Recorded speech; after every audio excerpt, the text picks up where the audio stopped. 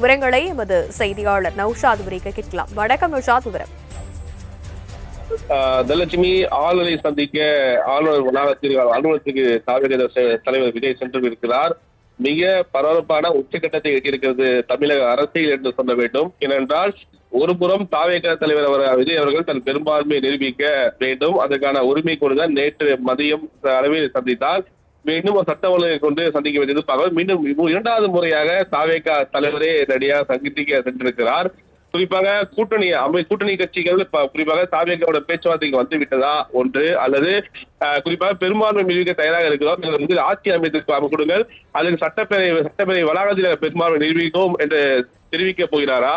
இதுபுறம் இருக்கிறது. மறுபுறம் தாவேகா தலைவருடைய குறிப்பாக சொல்லும் என்றால் அவர் மீது வழக்குகளை தூசி தட்டி வருகிறது ஒருபுறம் நீதிமன்றம். இது போன்ற நெருக்கடிக்கு உள்ளாகப்பட்டிருக்கக்கூடிய தாவேக தலைவர் ஆட்சி அமைப்பாரா என்ற ஒரு கேள்வி எழுந்திருக்கிறது. இந்த நிலையில்தான் தொடர்ந்து ஆளுநரை சந்திக்க இரண்டாவது முறையாக தாவேக தலைவர் சென்றிருக்கிறார். ஏனென்றால் 108 இடங்களில் வெற்றி பெற்றும் கூட ஆட்சி அமைக்க முடியாத அளவுக்கு தாவேக தலைவர் நெருக்கடி தலைவிட்டு விட்டாரா என்ற கேள்வியை சமூக வலைதளங்களிலும் குறிப்பாக அரசியல் விமர்சகர்களும் முன்வைக்கிறார்கள். பிரதான கட்சியுடன் கூட்டணி வைக்க வேண்டிய சூழலுக்கு இருக்கிறாரா என்ற கேள்வி இருக்கிறது. ஒருபுறம் அதிமுகவுடன் பேச்சுவார்த்தை நடைபெற்றிருக்கிறது. காங்கிரஸ் கூட்டணி வந்துவிட்டது. இடதுசாரிகள் விசிகா இனி வருமா ஒரு கேள்வி வந்திருக்கிற நிலையில இப்ப ஆளுநரை சந்தித்து வருவது மிக முக்கியத்துவம் வாய்ந்ததாக பார்க்கப்படுது. அவரிடம் ஏதேனும் அறிக்கையை கொடுப்பாரா என்ற ஒரு கேள்வியும் எழுந்திருக்கிறது. தனலட்சுமி, பெரும்பான்மையை நிரூபிக்க வேண்டும் என ஆளுநர் தரப்பிலிருந்து சொல்லப்பட்டிருக்கக்கூடிய நிலையில் மீண்டும் ஆளுநரை சந்திக்கிறார் தாவேக தலைவர் விஜய். இந்த சந்திப்பு எப்படி பார்க்கலாம்?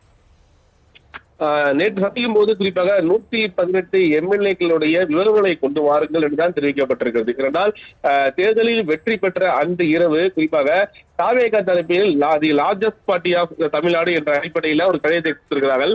இது போன்ற விவரங்கள் இல்லாமல் ஒவ்வொரு சட்டமன்ற உறுப்பினர்களுடைய தகவல்களுடன் வர வேண்டும் என ஆளுநர் அலுவலகம் அறிவுறுத்தியதாகும். அதனால்தான் அடுத்த மறுநாளே வெற்றி பெற்ற சட்டமன்ற உறுப்பினருடன் ஆலோசனை மேற்கொண்ட பிறகு தனித்தனி ஆலோசனை மேற்கொண்ட பிறகு அவருடன் ஒப்புதல் கடிதத்தை தாவேக தலைவர் பெற்றார்.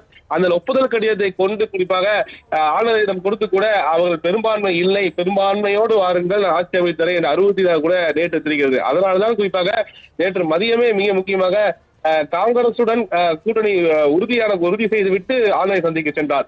இருந்தாலும் குறிப்பாக குறைவாக இருக்கிறது. தாங்கள் 118 உறுப்பினர்கள் கொண்ட விவரங்களோட வாருங்கள் ஆளுநர்கள் மீண்டும் அறிவித்ததாக பார்க்கப்படுகிறது. அந்த அறிவிப்பு மிக முக்கியமா என்று பார்க்க இப்போது தொடர்ந்து பல்வேறு கட்சிகளுடன் ஆதரவுனா ஜானாதகிசாமி, செங்கோட்டையன் உள்ளிட்டோர் மிக உயர்மட்ட குழுவை சேர்ந்த பல்வேறு தரப்பினரும் ஆலோசனை மேற்கொள்கிறார்கள்.